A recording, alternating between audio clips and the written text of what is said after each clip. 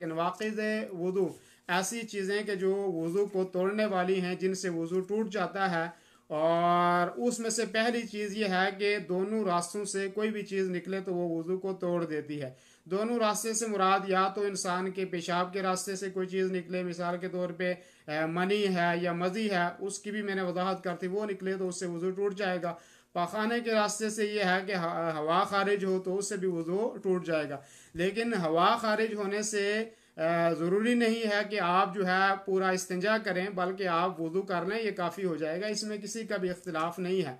और दलील उसकी क्या है? अल्लाह के रसूल सल्लल्लाहु अलैहि वसल्लम ने फरमाया, बुखारी की रिवायत है, ला यक़बलुल्लाहु सलात अहदिकुम इज़ा अहदस हत्ता यतवद्दा, कि कोई भी आदमी जो है उसकी नमाज कबूल नहीं होगी यहाँ तक कि वो वुज़ू कर ले। तो पहली शर्त ये होगी कि पेशाब और पखाने की जगह से कोई भी चीज़ निकलेगी तो उसकी सूरत में वुज़ू आदमी को करना है। दूसरी चीज़ जो वुज़ू को तोड़ने वाली है वो ये है कि कोई गहरी नींद सो गया है।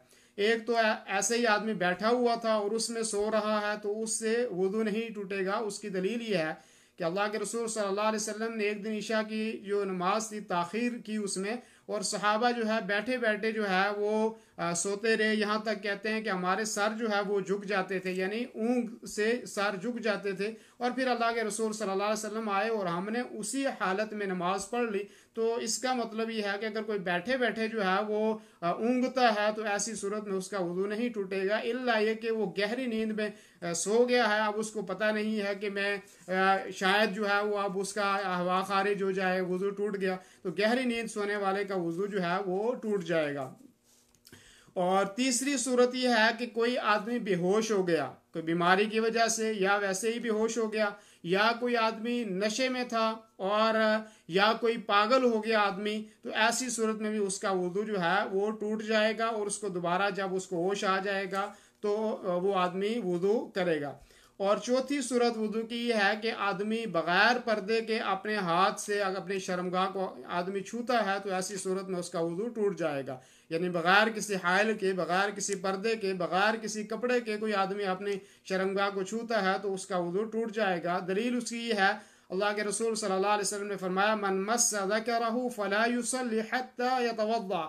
सुनन तिरमिज़ी की रिवायत है कि जो आदमी अपनी शर्मगाह को बगैर किसी कपड़े के छुए तो वो जो है वुज़ू करे।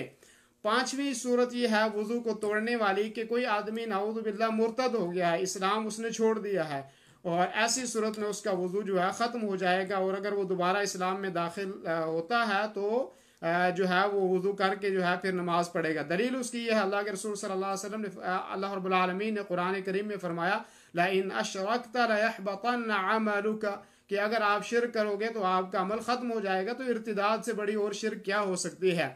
और इसी तरीके से ये है कि छठी चीज़ जो है वो वुज़ू तोड़ने वाली ये है, जिससे अक्सर व बेशतर हमारे लोग वाकिफ़ नहीं होते, वो ये है कि अगर आपने ऊँट का गोश्त खा लिया है तो ऊँट का गोश्त खाने से वुज़ू टूट जाएगा, दोबारा वुज़ू करना पड़ेगा। दलील उसकी जो है वो सही मुस्लिम शरीफ की रिवायत है कि एक सहाबी ने रसूलुल्लाह सल्लल्लाहु अलैहि वसल्लम से दरियाफ्त किया कि क्या हम भेड़ या बकरी के गोश्त से वुज़ू करें? तो अल्लाह के रसूल सल्लल्लाहु अलैहि वसल्लम ने फरमाया, अगर चाहो तो कर लो, यानी भेड़ और बकरी का अगर आपने गोश्त खाया है तो आप चाहो तो कर लो।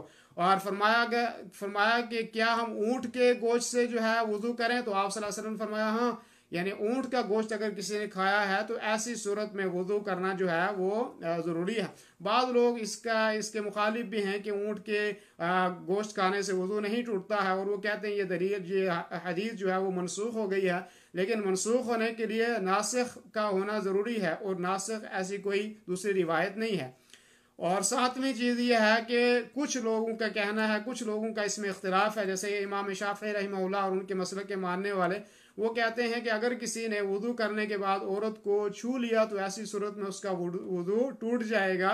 लेकिन जमहूर आइम्मा उलमा के नज़दीक जो है वुज़ू से औरत को छूने से नहीं टूटेगा, और जो कहते हैं कि वुज़ू टूट जाएगा औरत को छूने से, वो कुरान करीम की ये आयत जो है पेश करते हैं, औला मस्तुमुन निसा, कि अगर आपने औरत को छू लिया تو جو اس کا جواب یہ ہے کہ اس چھونے سے مراد صرف ہاتھ سے چھونا مراد نہیں ہے، بلکہ اس سے مراد جمع ہے۔ اگر جمع کیا تو پھر تو ظاہر بات ہے کہ اس کا جو ہے وضو ٹوٹ گیا، اب تو غسل کرنا ہے، لیکن خالی عورت کو ہاتھ لگانے سے وضو نہیں ٹوٹتا۔ اور اس کی ایک دوسری دلیل بھی ہے کہ اللہ کے رسول صلی اللہ علیہ وسلم وضو کر کے اپنی ایک بیوی کو بوسہ دیا کرتے تھے اور پھر اسی طریقے سے آپ نماز پڑھ لیتے تھے۔ تو اس سے یہ ثابت ہوتا ہے کہ اگر عورت کو چھو لیا اپنی بیوی کو تو ایسی صورت میں اس کا وضو نہیں ٹوٹے گا۔